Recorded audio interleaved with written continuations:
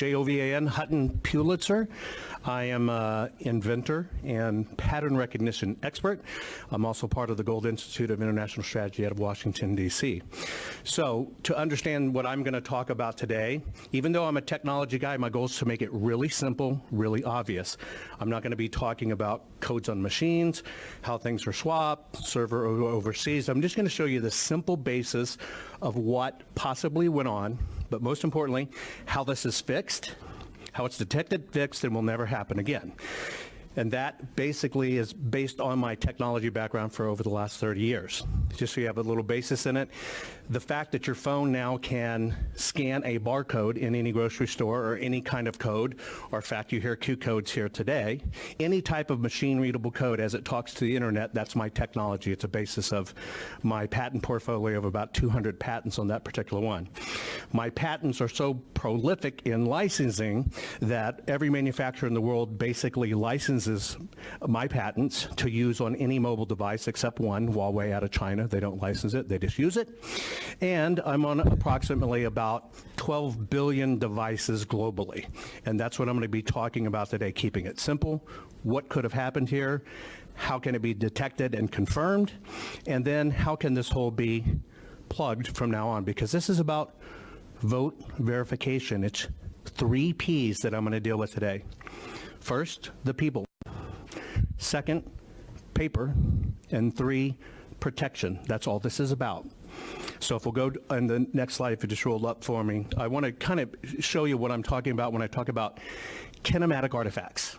Kinematic is just a nerdy word for evidence on paper.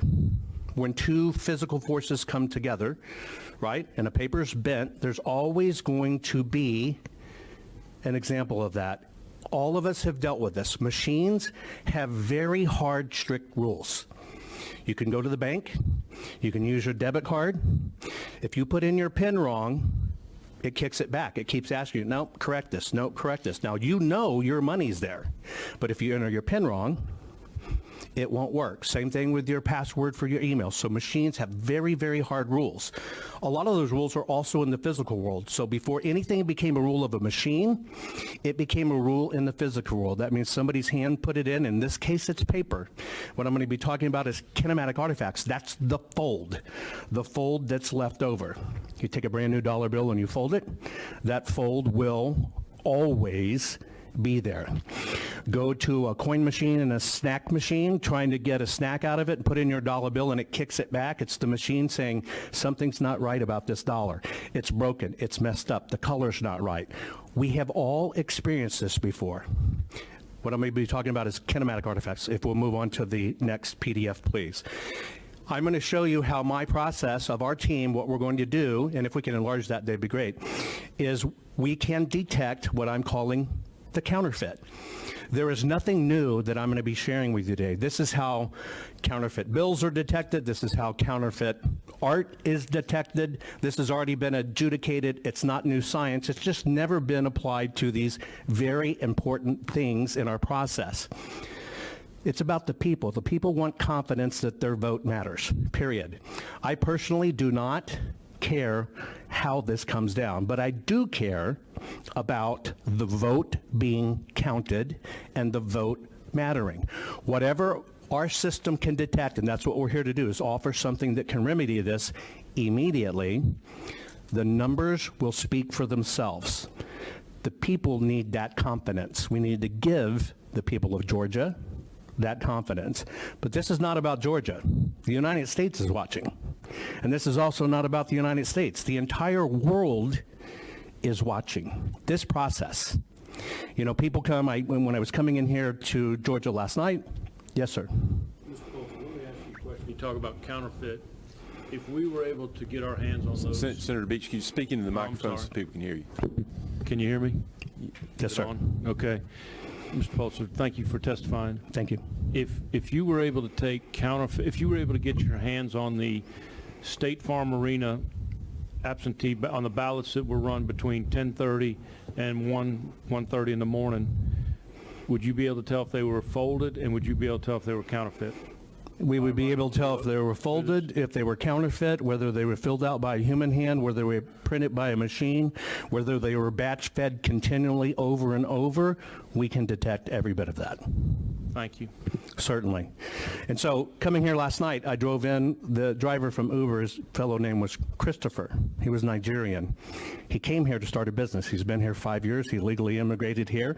His brother came first, and he's hoping for his next two sisters to come. And his whole goal is to start a tire company because it's about capitalism for him. He says, I want my own business. He was a lecturer on economics in Nigeria, but he came here because he wanted what we had here in the United States and in the state of Georgia. Opportunity, right? But more importantly, if you look at the people that come to this country, it's not just about opportunity and freedoms.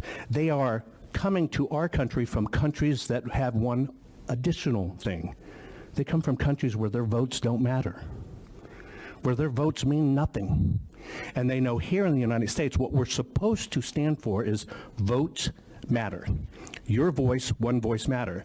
And so that little bitty piece of paper that we're all talking about here at the ballot, it got chosen too. It was a generic piece of paper, and one day it comes out in a system, it's a ballot. However, when that ballot is filled in by a voter, it becomes a historical artifact. It is what changes that very simple piece of paper into something that can change or guide a nation. And so we have to look at these artifacts. We have to look at this documentation of what the one person expressed in their intent. And so we're getting confused in machines. Let's just talk about that piece of paper because it's about voter intent. And if there are problems, if there are issues in machines, if there are counterfeits, everybody wants them detected because at the core of this is each vote must count. Let me show you what a kinematic artifact is. It stands to reason that in an election that comes down to the propensity of a tremendous amount of mail-in ballots, that a very simple process occurred. That piece of paper should have been folded and sent to you at home. A printer prints it out. That printer folds it. It goes into an envelope. It's tracked in the process. United States Post Office sends it out. That is tracked. It comes to your home. You receive it. You open it up. Chances are you didn't vote right then. You kind of put it off a little bit. You opened it 2 or 3 times. You finally got around to it. You put your pen to it. Folded it back, put it in an envelope, and sent it back. That entire process is a folding and rolling process. Every time that piece of paper is opened and refolded, it's like a hinge. Remember, paper is nothing but a reconstituted tree. So it's constantly breaking fibers. It is actually changing that piece of paper into something else that it can never be hidden once it's done. This is what's called a kinematic artifact. So what you're looking at on the screen is just a simple fold. Looking at it through a computer, the things the human eyes can't see. But if you look at this, you can see even the paper on the front side of the fold to the back side of the fold changes frequency. It becomes a whole different level of light frequency. If you look at the bottom, on the left, you're looking at an oval filled out by a machine. The two on the right are by human hands. The first one, that's somebody who fills in a circular motion. Handwriting is the opposite of a rocket. Rockets take off, impact. Handwriting is impact, and then you're filling in that circle, and no matter how creative or non-creative you are, your mind goes, oh, I'm finished with that. But that finish process happens in your brain first, pen second. And so you always start to lighten the load. And so those little bitty light areas you're seeing is the load being lightened by the person's hands. The second one is actually a gel pen. If you look at the one on the left, that's done by a machine. A machine can never hide that it was a machine. Can't.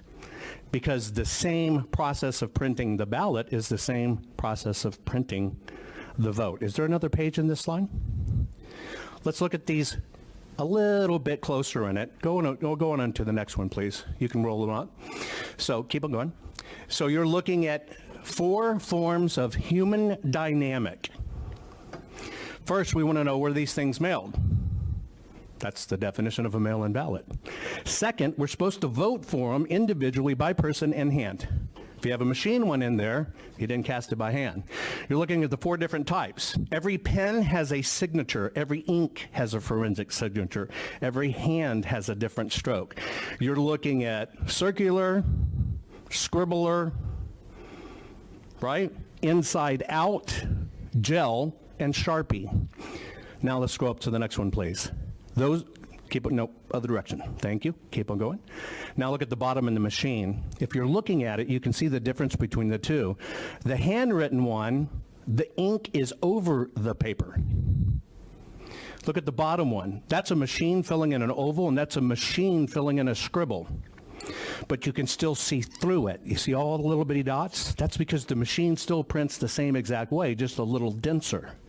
It can always be detected. And unless the ballots all had original scribbles, that scribble can be detected. Every time that scribble shows up, we find it, we map it, and all of a sudden, if you have 50 of these scribbles, or even if you have 2, you technically have a problem. We'll go to the next part of the slide, next presentation, please. And so things I'm hearing about that concern me, and this is what concerned me when I looked into this. So I'm the guy that told the world that, hey, that little bitty barcode that means a product can talk to the internet. And so things started to be tracked that way. Everything you see sitting out here on the committee's table that has a barcode can now talk to the internet. That's what I'm responsible for, making the physical world talk to the internet world. What bothers me in this process is to continually hear there is no, when you get adjudication, there's no paper trail, or that's kind of wiped, or you can't tell what the predecessor was. That's disturbing. That's the first rule of forensic audits, and if it was an accountant in a corporation, you'd be fired.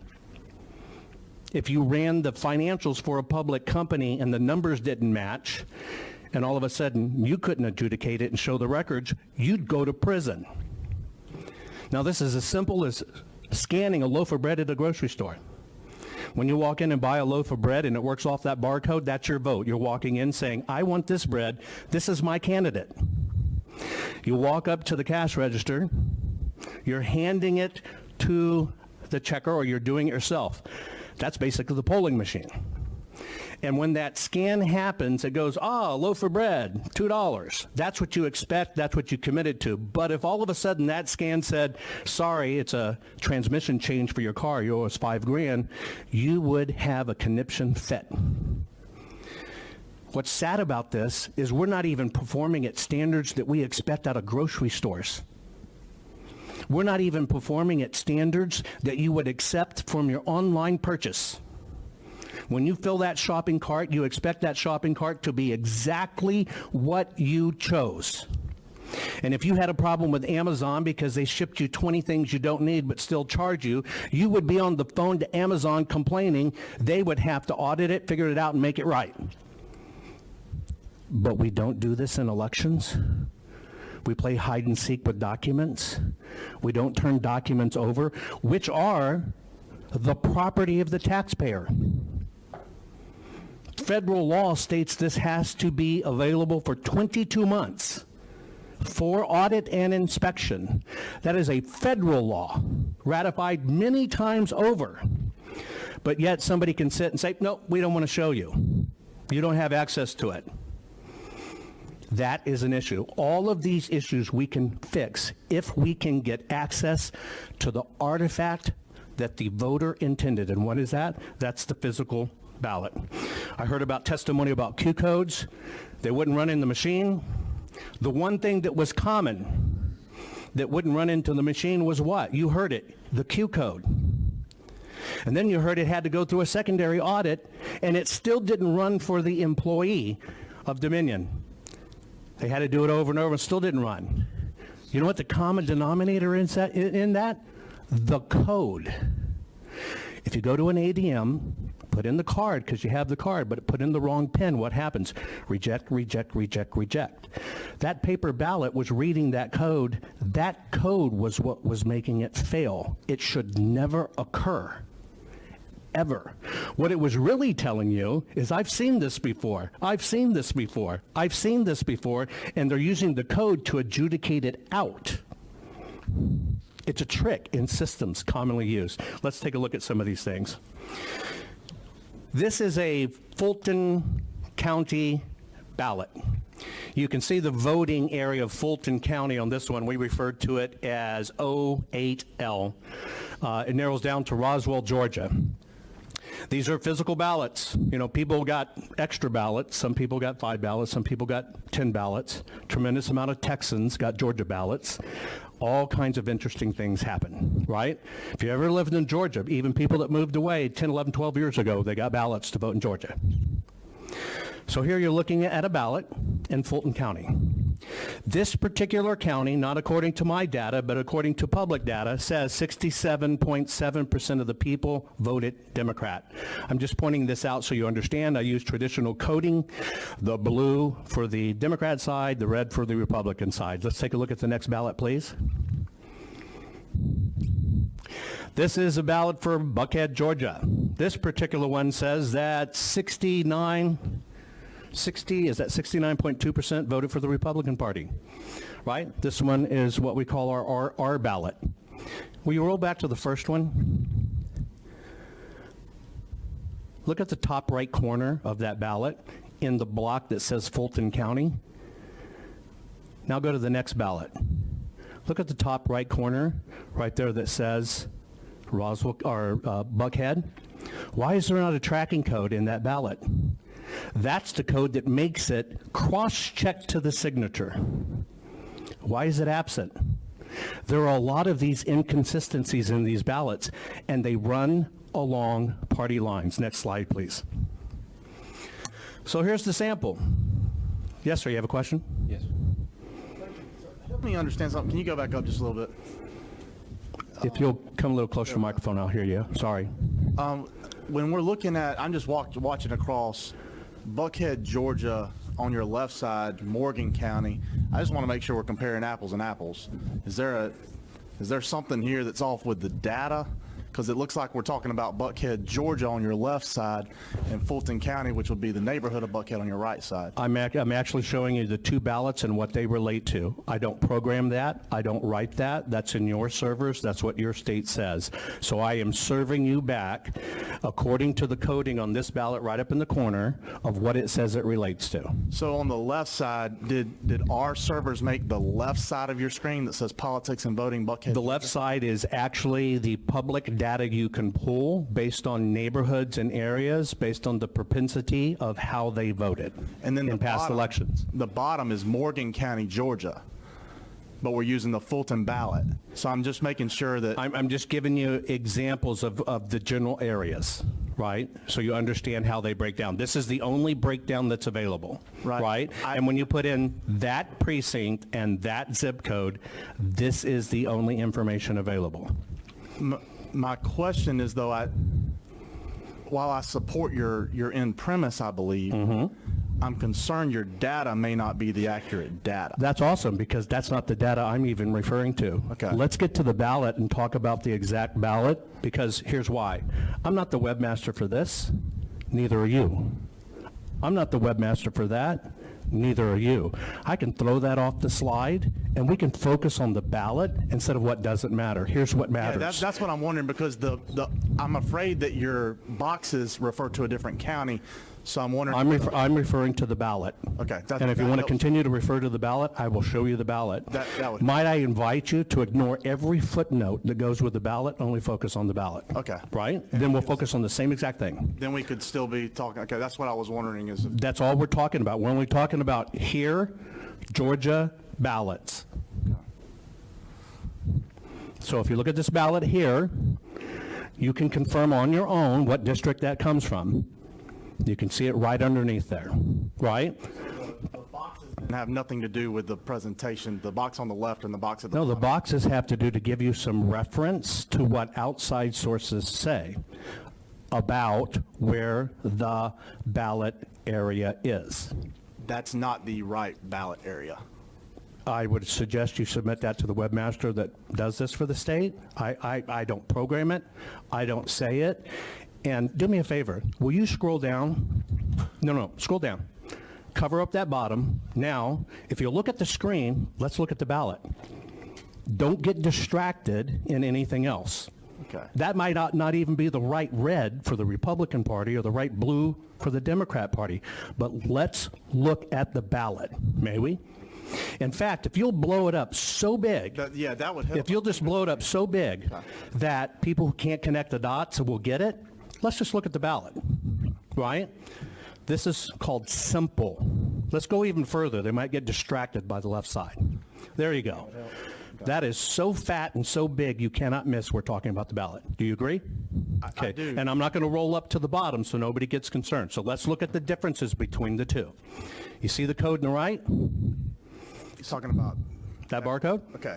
Let's scroll back to the other one. Please be very careful not to show any other data to confuse people. Let's go up. There we go. Keep on going. And now let's look at the right side of the ballot. See that? There's no code there. Okay? Where it would be right there. Okay, that's the point. Okay. Yeah, so there's no code there. Can we agree on that? Yes. Side to side. Okay. I didn't print this ballot. I do not assign the districts. I only look at the ballots. This is what the ballot says. Let's go into the next slide, please. Okay. Again, you can discard the information at the bottom if it confuses you. We have Sir, can I stop you for a We have a second? yes. Do you mind if I show you, it's not confusing. I want to show you what I was saying. It's not, I'm only talking about the ballot. I got it. I understand completely what you're Okay. saying. I'm only talking about the physical ballot. On that, we agree. Okay, good deal. That's, I was 100%. wanting to make sure that we were on the same. 100%. I think Okay. we're all on the same page. So please, let's zoom up so there's no confusion. You have a ballot from a Democrat propensity area on the left. I did not print the ballot, have nothing to do with it. You have a ballot from the same county on the right. I did not print the ballot, I have nothing to do with it. You're only looking at them side by side. Why is the code not there? Now let's go to the next one, please. We'll scroll it up. Okay, that code, I didn't create any of these graphics. These come from third parties. They come from how your state adjudicates these. These come from what are the checksums in the barcode.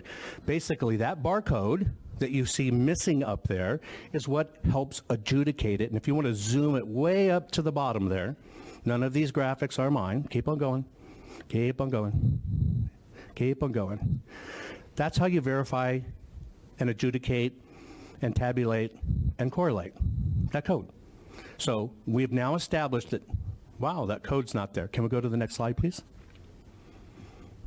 Great. Okay, let's get rid of the top so we don't get confused between the icons of the parties, and let's just look at a ballot. We've all been hunting probably or know what hunting is. We look through a scope. There's a crosshair in the center. You put that crosshair on exactly what you want to hit. That's called hitting the target. If you have hunted in your life and you're not lined up on the crosshairs and you're doing a 50-yard shot and you're kind of going to the bottom right, you're going to miss whatever your target is. I have questions about these targets. I have simple questions and forensics. Why is the ballot from one county on the left, why does it have a completely separate code in it than the one on the right? These are actually coded to where they come from. Why should you be able to look at a ballot and know whether it came from a Republican area or a Democratic area? This concerns me. I don't think you should be able to know. Can we look on to the next one, please? So let's use this target here. We'll use the top half first. Senator Rhett had a question while you were there. Let's see it? Sure. I just have a quick question. Can you speak in the microphone? I'm sorry, I'm unable to hear you. I'm sorry, I was just wondering if the scanners won't show creases because the images are usually of a very low quality. No, sir. All the machines scan at 300 DPI, which is the default, which is a standard used in any forensic investigation, right? So they all scan to the same confirmation level. So from San Francisco, California to here, they all have the same exact scan level. It's just inherent to the machine and what they see. Thank you. Yes, sir. The things that concern me, the ballot on the left, again, I just color-coded them to make them easy. I'm not saying everybody that lives there is a Democrat, and I'm not saying everybody on the right living there is a Republican. I'm just calling your eyes. I use this as coding so you can see what I'm saying. However, what's really interesting to me is the ballot that goes to the Republican area is completed and printed completely off register. You remember when I told you you feed $1 to the snack machine and it kicks it back? It's because that dollar's broken. It's off register. The machine says, I don't recognize this. I don't recognize this. What do you want me to do with it? Now, when it comes to a snack machine, it keeps on spitting the dollar bill out at you until you finally put in one it agrees with. At a PIN for your bank account to access your money, it's put in the right code. In the voting machines, it's saying, adjudicate me, what's going on here? Well, that's just also like a citing device. You see how far that register is off? It makes the paper talk differently than what the machines trade to look at. Can we roll up a little, please? Yes, sir. I can't hear you very well. I'm so sorry. Would you agree that the boxes along the left and right side of the ballot create horizontal scanning areas, and the marks along the bottom edge and the top edge create scanning areas? So you have a grid on the paper. They're like waypoints, like in GPS. It's what tells everything how to communicate. So if you'll scroll back to a bigger ballot, please, so we can look at, keep on going backwards. Just keep on going until you, there you go. There you go. All those hash marks on the top and bottoms, all of those are citing, communication, and adjustment devices. Let me give you an example. Long before computers talked with programs, they talked with paper. They punched little holes in paper, and that's what programming. That's what you're looking at. That's the paper basically telling the machines to program itself. Yes. So the marks along the left hand and the right, the vertical square boxes, they create horizontal lines or regions on the ballot. It's only an outside adjustment. It does not create a line. But for scanning purposes, optically, when it gets to a black box on the vertical edges, it creates a scanning area across the ballot horizontally. That's not the actual description of what it creates. I can describe it maybe another way. If you take that ballot right there and you print it out, and you take a straight edge and you draw from the top of the box on the left side to the top of the box on the right side, the bottom of the box on the left side to the bottom of the box on the right side, you create a series of horizontal lines.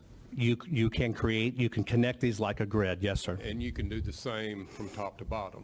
Correct, sir. So the width of the box on the left and the right has nothing to do with anything other. The width has nothing to do. It could be 1/8 of an inch wide or 1 inch wide. It still creates 1/8 of an inch wide scanning region across. Untrue. Okay. I understand what you're saying, but the signature of the ink creates something different. You can't, well, here you go. I'll give you a simple test. Take a $1 bill out of your pocket. Take a $5 bill out of your pocket, cut off the 5, put it on the 1, run it through your snack machine out there, see what happens. It's all going to be the same size. It's all going to be the same markers. It's all going to be the same detection things, but that's going to kick it back because the computer must see it exactly. So you can do this own test yourself, right? It has to be exact. We, in the human world, we deal with variables all the time. That's what we're talking about in ballots. Oh, we heard it. Oh, I think that's a vote for this guy. When somebody else says, no, it's a vote for this guy. What you just described was an opinion of variable. Machines don't operate that way. Machines have hard, absolute fact rules. Yeah, I know you don't know me. I'm actually an electrical engineer myself and have designed coin and currency processing equipment and dealt with currency scanners, so I know a whole lot about how they work. All I'm saying is all the little ovals on that ballot are lined up in that grid. Well, are we talking about the ovals or are we talking about the hash marks on the side? I'm talking about the ovals are lined up with those. The ovals have an exact location on the paper. We use all of those hash marks, top to bottom, left to right, to find out where that is. So let's share some common technology or terminology if it helps us communicate here. Number one, regardless to the machine, I don't care about the machine. I don't want to run another ballot through a machine. That's why we're here. So I do not care about how the machine reads it and what you're doing. I care about getting to the physical ballot. So in our world of what we're doing, which you'll understand this as a mechanical engineer, I've now said, I don't care about the machine. So now all those rules went right out the door. What I'm talking about is that piece of paper. What we do is we use those hash marks for something different. And those hash marks for something different are basically what we do when we look at the ballot. So this is the arena with no regard to what it was to do in the machine. We call it the stadium, the arena. Then when you go to the presidential area, we call that the football field. That one happens to be the Super Bowl field, I think we can agree. And you have other ones that are the state and college and local levels. And then all of them have a game ball and play. I have no regard for the smoke and mirrors of how the machines work, the hidden stuff in the code, or how this machine's supposed to be programmed. If the machine worked according to programming, none of us would be standing here. We're here because something broke. And so I'm saying, I don't care about the machine. I don't even care about the code that was written in the machine. What I care about is that physical artifact. And you know what? That physical artifact has material differences from district to district that should not be there. Now, we can all talk about, well, it's scan lines and is this. You know, as a mechanical engineer, that doesn't create a scan line, period. That's not what creates the scan line. So, bottom line is we have differences in ballots that shouldn't be there. Why are they there? That's why I said earlier, I'm not talking about code, because that's how this process gets derailed. That's how the smoke and mirrors happens, and nobody's get to it. Please, let's go to the bottom. So we use that as the stadium, and we have the football field, and we have the ovals. We're only looking for it, and let's keep on going forward. Here's what does matter. You as a mechanical engineer can understand this. There's the sighting device.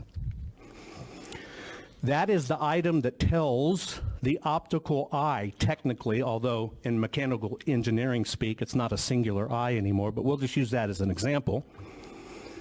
That's telling the sighting device where to look. You, as a mechanical engineer, knowing forensic, knowing dollars, writing codes, doing whatever, you yourself know that when it doesn't line up, the machine doesn't work the way it's supposed to work. It's the difference between pulling your dollar bill out like this and looking at it, pulling the same dollar bill but doing it cross-eyed. One of them doesn't make sense. One of them doesn't look at the same thing the other thing does. That's why this paper is a piece of code. So we don't care about the scan lines, we don't care about the resolution, we don't care about any of that. We care about the piece of paper. And if you're looking at the bullseye, can we draw that up and try to keep them both in frame? Just the targets on the bottom. There you go. If we're looking at the bullseye, the very thing that says, hey, look here. Well, the left one's saying, look in my yard, and the right one's saying, look 2 houses over. But you know what? The ovals never moved because they were printed hard. So even as a mechanical engineer or photography or optics or camera, when you expect to take a picture and you hold it at somebody, you're not trying to photograph 2 people over. And this is what it tells the machine to do. This is a problem at the most lowest elementary level. And the number one way it's cloaked, well, we can't see it in the code. We don't know how it's done. Show me the code that does it. Well, that's the code. That's the code. Any printer industry executive, any monetary printing executive, any engineer in the world that deals with printing will tell you this simple fact. If your machine is not calibrated to hit the target, it becomes something else. So if we talk about machines and we talk about code, it is a smoke and mirrors not to deal with what's real and physical. Here's my contention. This is the historical artifact of a voter. And states are telling voters, you have no right to that. The very voter that pays your salary, that paid for that ballot, that paid for that piece of paper, and paid for the machine that you're running it in. And so those people that pay your salary that you work for and do this for, you're telling them you can't look at them. That is both unacceptable and un-American.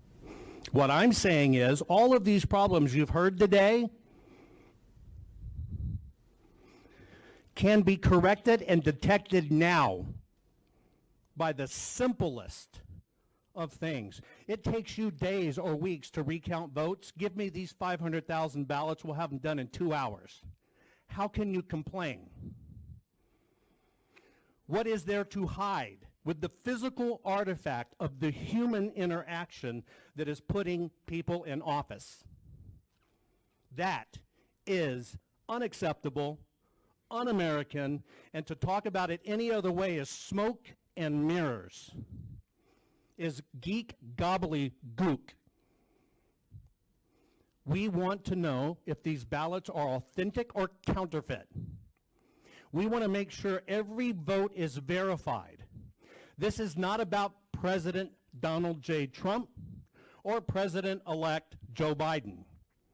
This is about, are we still a country where your vote matters? One person, one vote. If you refuse to allow the ballots to be examined, the ballots, not the smoke and mirrors, but the ballots, let the machine look at it, not the voting machine that already messed up. Machines do what you tell them. You just have it look at that and verify the vote. There's only one element that will do that. The historical artifact of the people of the United States of America, and here, the people of the state of Georgia. They trusted you that this was right. They trusted you that your vote would matter. They trusted you, I have a voice and I want my voice counted. That is only that piece of paper. It is unforgivable for somebody to be able to audit something and then the original one disappears. How convenient. You know, if you did it in your company as a mechanical engineer and you had your CPA do it or your financial guy, you'd fire them. And that's just one little bitty company. But yet we accept this as a nation? Unacceptable, un-American. So our technology can answer every bit of these. If you want to roll up, I don't even know if there's any more. So let's look at this.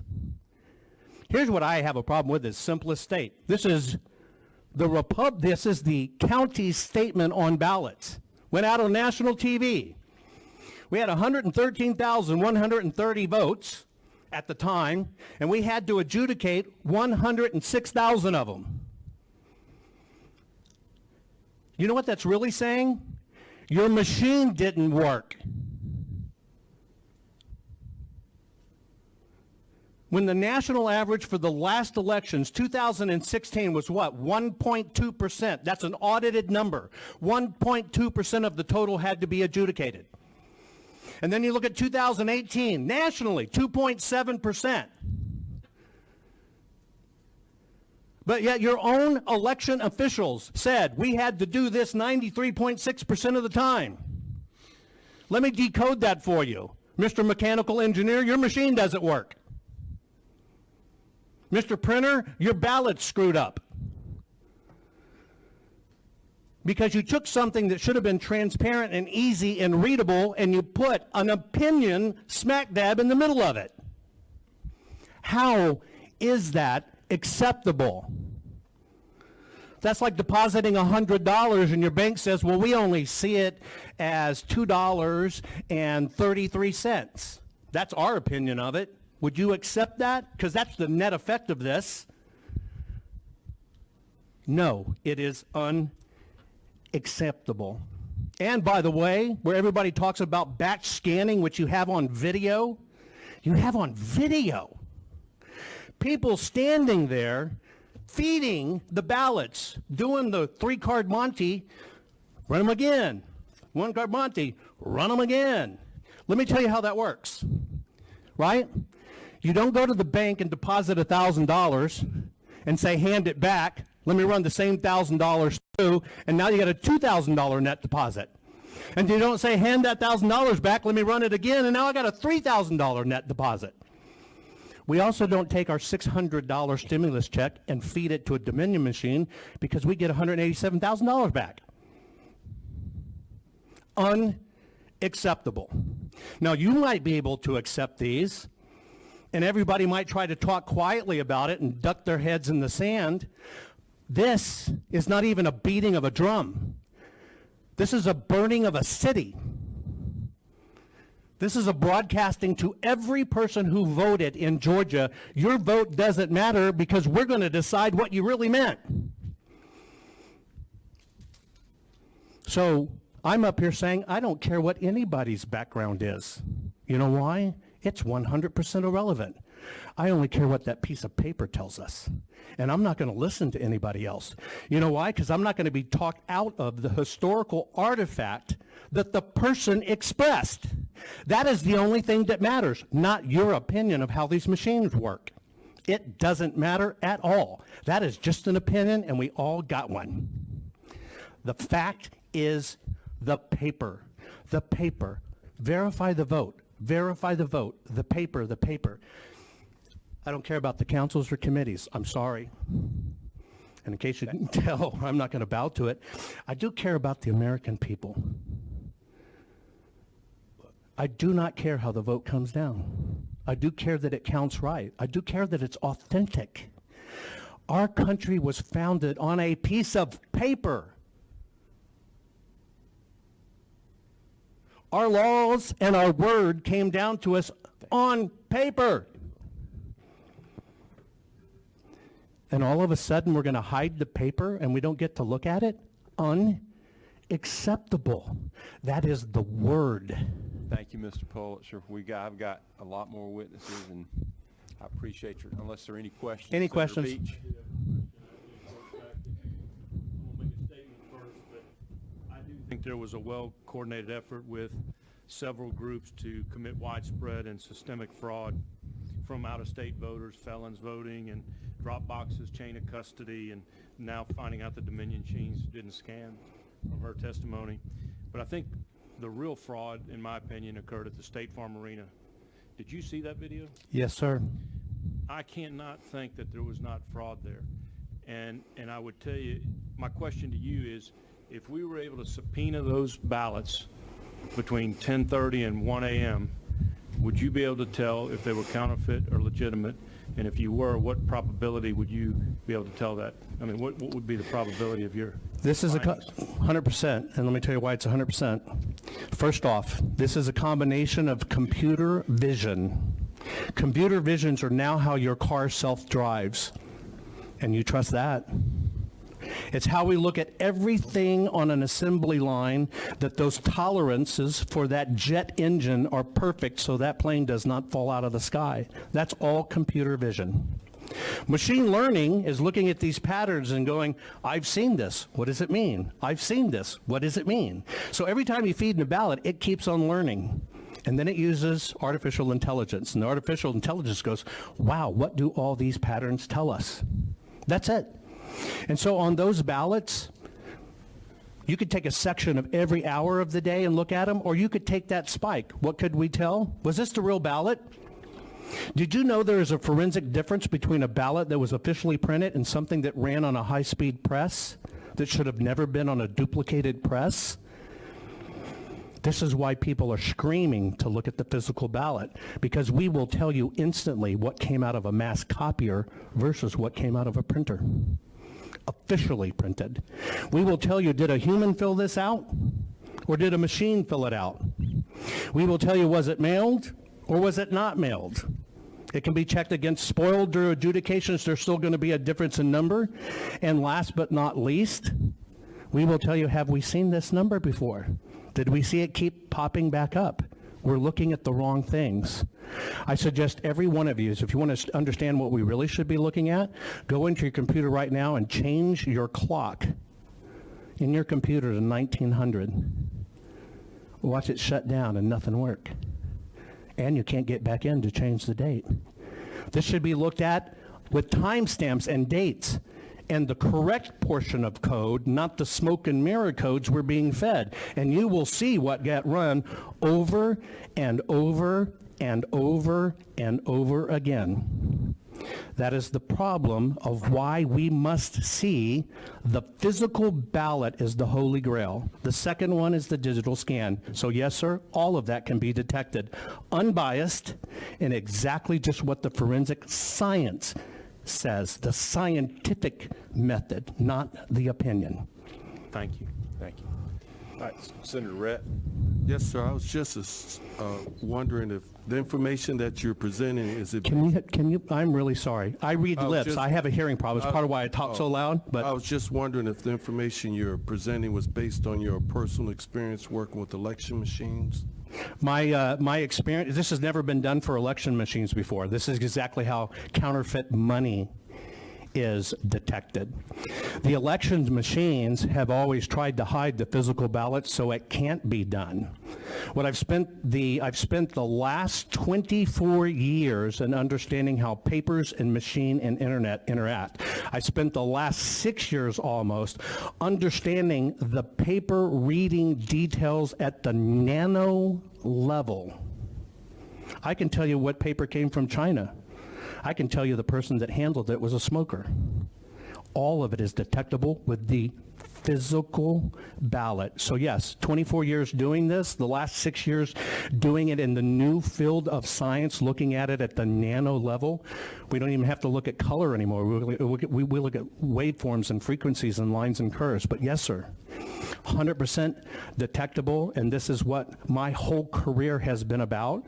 And it is also why a tremendous amount of the functions on your mobile phone work. You interact with me 8, 9, 10 times a day on your phone. You just didn't know it was this loud guy, right, who has a hearing problem. I'm very sorry, but it's just the way it is, right? It's probably because I grew up the youngest and I had to talk over my older brothers and sisters. It's just kind of the way it goes. Right. But you interact with me and you depend on these things. When you walk into an airport and you no longer present that boarding pass and use that phone, that code's there, and you boop, and you go through, that's me. And you depend on that to get on that plane and make sure they have your reservation. These are simple. These are simple. And in case you can't tell, I can get really technical and deep and geeky, but I try not to because this is simple. Simple.